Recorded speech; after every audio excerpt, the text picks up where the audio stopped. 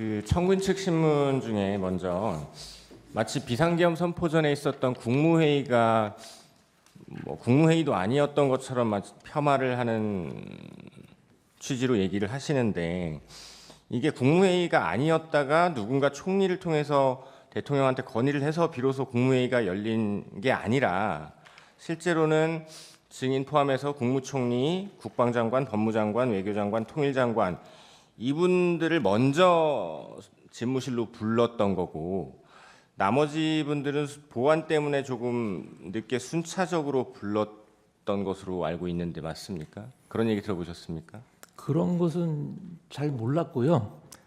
솔직히 말씀드리면 저도 이제 비상계엄 선포 전에 국무회의를 해야 된다는 걸 모르고 있었습니다. 네네. 근데 누군가 그런 말씀을 하셨고 총리님이 들어가서 대통령님 의사를 여쭈러 들어간 것으로 알고 있습니다. 그러면 집무실로 가시기 전에는 몰랐다 하더라도 대통령이 증인 포함해서 국무위원들을 부르는 건 그냥 사적으로 불러서 얘기나 하자 이런 취지는 아니셨을 거고 공적으로 당연하죠. 부르셨을 네. 건데, 네네. 이게 가 보니 그게 국무회의를 하려고 부른 것이다. 국무위원들도 국무회의를 하러 온 거구나. 다들 인식은 하고 계셨죠? 가서는 그렇게 생각을 했습니다. 네. 근데 지금 생각해 보면 대통령께서 굉장히 이제 신중하게 이 일을 추진하셨고 네. 굉장히 보안에 신경을 쓰셨던 것 같은데, 저희들은 사실 저의 경우는 왜 들어가는지를 몰랐습니다. 그래서 아마 국무회의를 한다는 사실을 미리 말씀 안 하신 것도 보안 때문에 말씀하지 않으신 거 아닌가 하는 생각을 사후적으로 하게 됐습니다. 실제로 먼저 소집된 국무총리나 국방장관, 법무장관, 외교통일, 행안부 장관이 증인까지 이 면면들을 보면 비상계엄과 아무래도 조금 더 관련이 있는 분들을 먼저 불러서 이야기를 하고 의견을 들어보려고 하셨던 것 같은데 맞습니까? 예, 저는 그렇게 생각합니다. 네.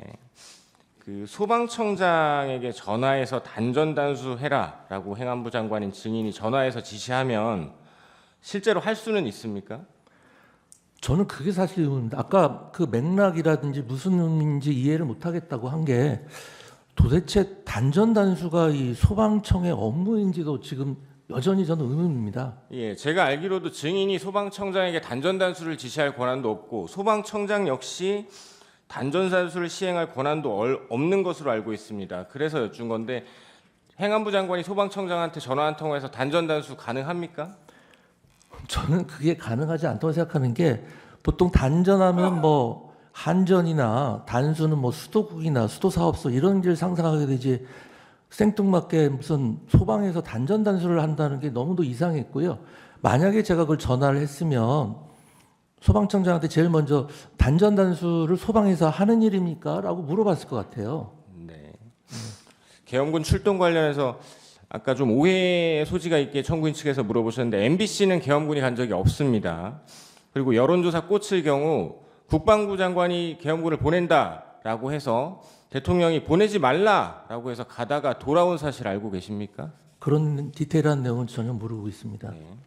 그리고 이재명 대표 방탄특검법에 대해서 디테일한 건 모르신다고 하셨는데, 김성태 대북송금 특검법, 쌍방울 대북송금 특검법, 화천대유 50억 클럽 특검법 이런 것들 들어보셨고 이게 이재명 대표와 관련된 건 알고 계셨죠? 네, 그건 알고 있습니다. 그래서 아마 대통령께서 그런 점 말씀하신 거 아닌가 싶습니다. 네. 재판장님, 한 남은 시간 한 1분 50초만 한번 물어도 되겠습니까? 그거는 대리인한테 좀 전달해서 대리인이 좀 물었으면 좋겠습니다. 예, 저 전달해 주시죠. 네. 부서의 개념이 무엇인지 다시 여쭤봐도 되겠습니까? 네네. 부서. 네. 부서라는 것의 개념이 뭡니까? 제가 알기로는 부서의 제도적 취지는 어떤 국법상의 행위를 함에 있어서 그러한 의사결정이 있었다는 것을 확실하기 위해서 소관부처 장관과 총리가 그런 행위가 있었다는 것을 확인하는 의미라고 생각을 합니다. 그래서 옛날에는 서명으로 했겠지만 지금은 다 전자적인 서명 방식으로 하고 있습니다.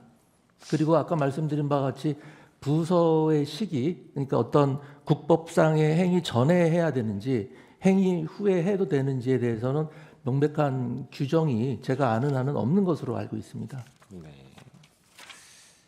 그 청구인 측 신문 중에 계엄 선포 담화에도 부정선급이 없었다. 적어도 그날은 부정선거에 관한 언급은 없었다. 이런 질문 있으셨는데 국무위원들이 평소 이 부정선거 외에도 뭐 탄핵, 예산삭감, 그 거대 야당의 무분별한 이런 횡포들에 대해서 대통령 의견에 많이들 공감하셨죠. 아, 당연하죠. 예. 네. 그리고 특히 증인은 행안부 장관이신데 대통령으로부터 그 공정선거의 중요성에 대해서 자주 들어보셨죠. 그렇습니다. 행안- 이번 총선 전에도 네. 선관위와 협력해서 선거 관리 철저히 잘 하라고 몇 번 당부하신 적도 있습니다. 행안부에서 국무회의록 관련해서 서류를 받아가서 왜 안 만드는지 여쭤봐도 되겠습니까? 아까 말씀드린 대로 이 계엄 선포 해제 이후에 뭐 내란이니 어쩌니 하면서 계속 이른바 내란몰이를 했습니다. 그 과정에서 제가 수사 받을 때도 수사관이 그런 걸 물었습니다. 국무회의를 개최했다고 하는 것이 이 내란에 동조하는 거 아니냐, 내란 방조하는 것이 아니냐, 회의록을 작성하는 것이 내란에 동조하는 거 아니냐, 내란을 방조하는 것이 아니냐, 이런 식으로 압박을 가했습니다. 그런 상황에서 행안부 의전관이 아마 회의록을 제대로 작성한다는 것은 제가 생각하기에는 기대 가능성이 없다고 생각합니다. 네, 이상입니다. 네, 청구인 3분 하십시오. 아까 그날 집무실에서 기재부 장관한테 문건 전달하는 장면은 못 보셨다 그랬죠? 네, 외교부 장관이 받는 거는 보셨습니까? 그것도 못 봤습니다. 못 보셨어요? 네, 아까 그 단전 단수 문건에 소방청장이라고 기재돼 있었다 그랬잖아요. 예, 그렇게 기억을 하고 여기 있습니다. 보시죠 여기. 이 문건은 아마 직접 보지는 그 뒤에 이제 언론에도 많이 나왔으니까 보셨을 텐데 여기 기획재정부 장관 이 자리에 소방청장이라고 돼 있었던 겁니까? 그러니까 제가 좀 멀찍이 봤고 네. 그 아까 1, 2분 짧은 순간에 대통령님 만류하러 들어간 상황에서 얼핏 본 거기 때문에 정확히 기억은 안 알겠습니다. 합니다만 비슷한 거 아닌가 싶습니다. 네, 알겠습니다. 근데 이 자리에 소방청장은 없었잖아요. 없었죠. 그러면 이 네. 문건을 누구한테 전달해 줘야 된다면 누가 전달해야 됩니까? 그게 제가 모르죠. 아까 말씀드렸지 않습니까? 제가 뭐 이게 왜 작성됐는지도 모르겠고 이 소방이 단전 단수 할 수 있다는 것도 여전히 지금 소방청장한테 의문입니다. 그래도 뭐 증인이 지휘권이 있는지를 떠나서 가장 밀접한 부처는 행안부 아닌가요? 저는 뭐 법률가만 35년 이상 해왔기 때문에 알겠습니다. 예, 제가 이렇게 네, 무리한 아까 얘기 절대 하지 않습니다. 단전 단수가 뭐 불가능한 일이다 이렇게 말씀을 하셨는데 불가능하다기보다 그게 소방에서 하는 일인가 네, 하는 알겠습니다. 생각이 있습니다. 그 지금 기재부 장관 문건 여기도 기재부 담당자들이 그 뒤에 국회에 나와서 하나같이 하느냐 이건 불가능한 일이라 그래요. 그 불가능한 일을 하려고 한 사람이 비청구인입니다. 증인 뭐- 나중에 보니까 이 개헌 포함해서 뭐 가능해 보였던 일이 하나라도 있습니까? 기본적으로 지금 대리인이 하시는 말씀에 대해서는 저는 전혀 동의하지 않고요. 네, 이사님. 네. 맞아. 제가 뭐 한 가지만 더 묻겠습니다. 24만 관련인데요. 증인 계엄 당일날 경찰청 서울경찰청이 행안부에 요청해가지고 재난안전통신망에 필요한 이동 기지국 차량이 출동한 사실이 있는데 혹시 알고 있습니까? 그런 내용은 전혀 모릅니다. 보고받은 적도 네, 없습니까? 보고받은 적도 없습니다. 재난안전통신망을 가동하는 것은 행안부의 업무인 것은 맞지요? 그렇습니다.